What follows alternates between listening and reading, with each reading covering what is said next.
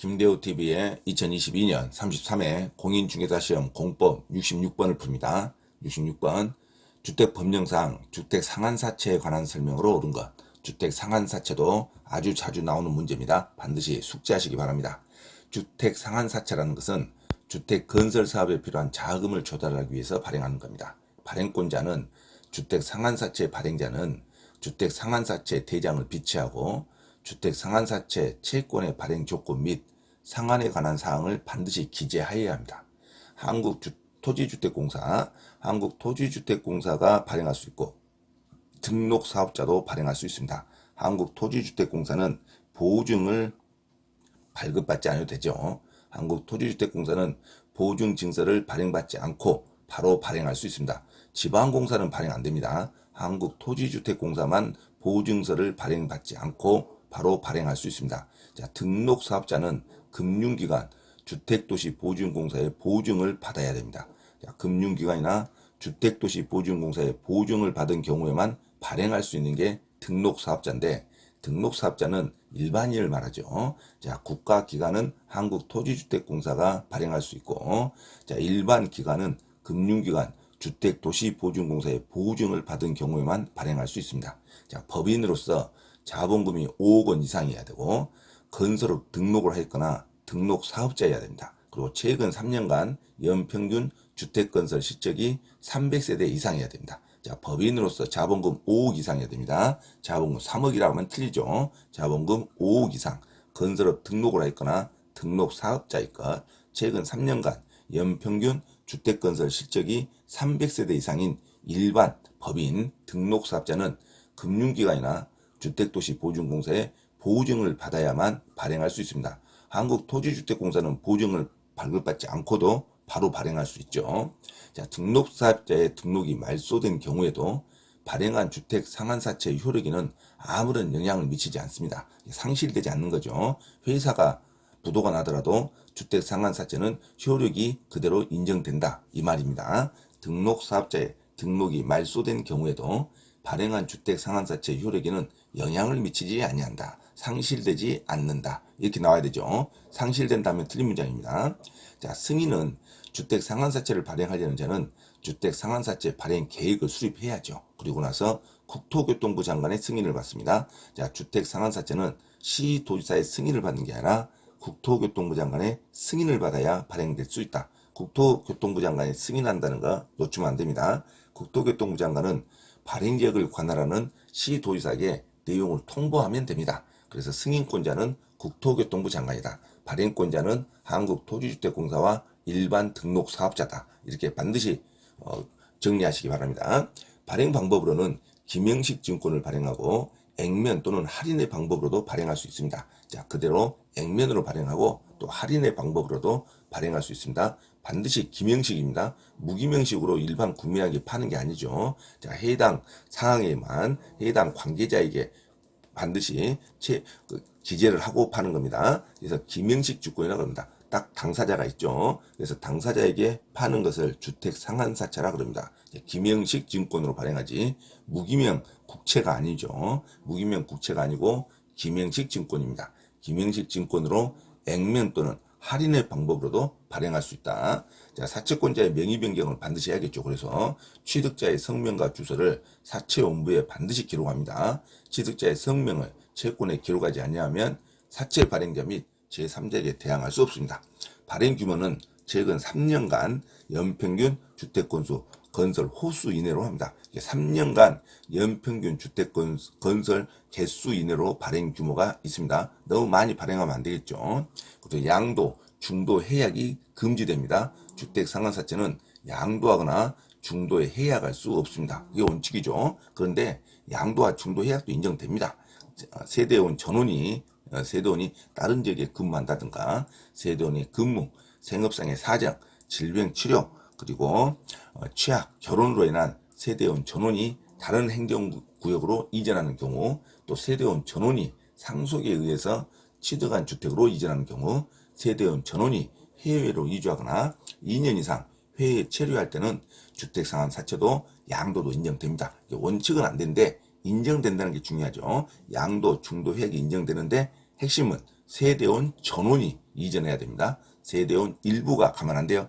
세대원 전원이 해외로 이주하거나 2년 이상 해외에 체류하고자 할 때 세대원 전원이 근무한다든가 생업상 사정이라든가 질병 치료, 취약, 결혼으로 다른 행정구역으로 이전할 때는 주택 상환사채 양도와 중도 해약이 인정이 됩니다.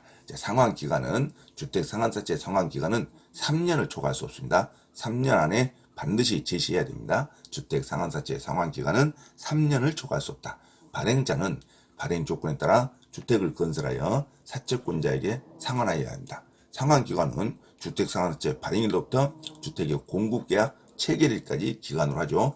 발행일로부터 공급계약 체결일까지 3년을 초과할 수 없다. 주택 상환사채는 원칙은 양도하거나 중도에 해약할 수 없지만 양도와 중도 해약도 인정이 된다. 세대원 전원이 다른 구역으로 이전할 때 상환기간은 3년을 초과할 수 없다. 이게 가장 핵심 문제죠. 주택 상환사채는 국토교통부 장관이 승인한다. 기명식이고 액면 또는 할인의 방법으로도 발행한다.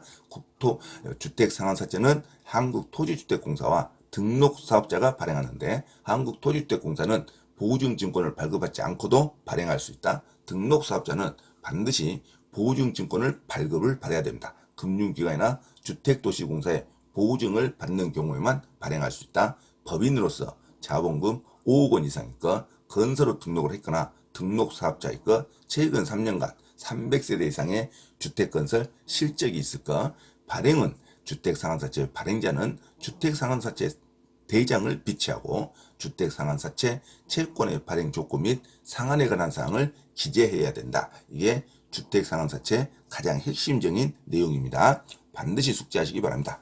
자, 66번 주택법령상 주택상환사채에 관한 설명으로 옳은 것 1번 법인으로서 자본금이 3억 원인 등록사업자는 주택상환사채를 발행할 수 있다. 3억 원이 아니라 5억 원으로 고쳐야겠죠. 자, 법인으로서 등록사업자는 자본금이 5억 원 이상이어야 됩니다. 주택상환사채를 발행하려면 자본금 5억 원 이상의 법인 등록자에 한해서 발행할 수 있습니다. 틀렸죠? 3억 원이 아니라 5억 원으로 고쳐야 됩니다. 2번 발행 조건은 주택상환사채 채권에 반드시 적어야 하는 사항에 포함된다. 맞는 말이죠. 발행 조건, 그 다음에 상환에 관한 사항은 주택상환사채 채권에 반드시 적어야 됩니다. 발행 조건은 주택상환사채 채권에 반드시 적어야 하는 사항에 포함된다. 2번이 정답이죠. 3번 주택상환사채를 발행하려는 자는 주택상환사채 발행계획을 수립해서 시도지사의 승인을 받아야 한다. 틀렸죠. 국토교통부 장관의 승인을 받아야 됩니다. 자, 발행계획을 수립해서 국토교통부 장관의 승인을 받아야 된다고 해야죠. 시도지사의 승인을 받는다고 하면 안 돼요. 틀렸죠. 4번 주택상환사채는 액면으로 발행할 수도 있고 할인의 방법으로도 발행할 수 있습니다. 할인의 방법으로 발행할 수 없다? 틀렸죠. 액면으로도 발행할 수 있고 할인의 방법으로도 발행할 수 있다로 가야 됩니다. 자, 그다음에 5번 주택상환사채는 무기명증권으로 발행한다? 아니죠. 기명증권으로 발행한다. 반드시 성명과 명의개설을 해야 됩니다. 무기명증권으로 발행하는 국채가 아니죠. 주택상환사채는 3년을 초과할 수 없지만 기명증권으로 발행합니다. 액면으로 발행할 수 있고 할인의 방법으로도 발행할 수 있죠.